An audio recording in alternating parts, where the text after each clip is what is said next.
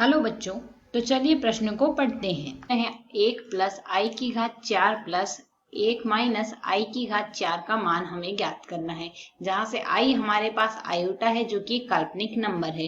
तो हमारी मुख्य अवधारणा से हम जानते हैं आई की घात 2 आयोटा की घात 2 बराबर आता है माइनस का 1 और आयोटा की घात 4 बराबर आता है प्लस का 1 तथा a प्लस बी की घात 2 को हम लिख सकते हैं a की घात 2 प्लस 2ab प्लस b की घात 2।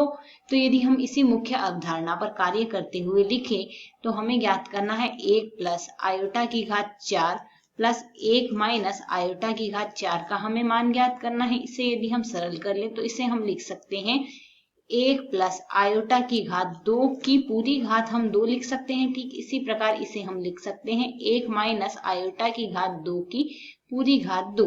इसे यदि हम सरल करें a प्लस बी का पूर्ण वर्ग के रूप में इसका प्रसार कर दें, अर्थात यहाँ से हमारे पास मान आएगा 1 की घात 2 प्लस 2 गुणा 1 गुणा आयोटा प्लस आयोटा की घात आ जाएगी हमारे पास 2। इस पूरे पद की घात हमें 2 करनी है प्लस इसी के साथ हमें यहाँ से लेना है 1 माइनस आयोटा की घात 2 की घात 2, अर्थात 1 माइनस आयोटा की घात 2 लिखा जाएगा। 1 की घात 2 माइनस यहाँ से यह हमने प्लस के लिए लिया है। इसी प्रकार यदि यहाँ पर हमें माइनस दिया गया हो, अर्थात इसी सूत्र में प्लस के स्थान पर माइनस दिया गया हो तो यहाँ से प्लस के स्थान पर माइनस काम आता है।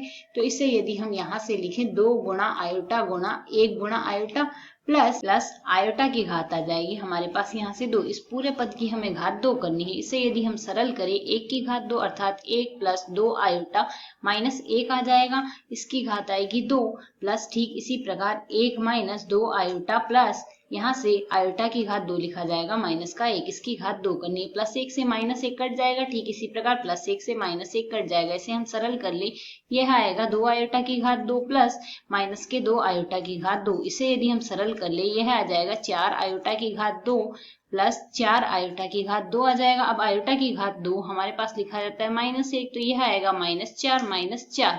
इसको यदि हम सरल करें तो यहाँ से हमारे पास मान आएगा माइनस का 8। यदि हम विकल्पों से तुलना करें तो हमारा यहाँ से विकल्प माइनस 8 अर्थात विकल्प सही। आशा है आपको हल समझ आया। धन्यवाद।